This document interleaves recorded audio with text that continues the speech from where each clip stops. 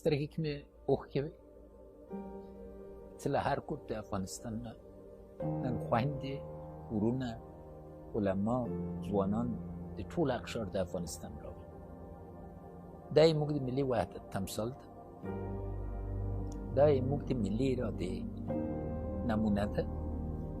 او د اساسي قانون تطبیق ده ځکه قدرت د اساسي قانون په اساس ولس ته تعلق لري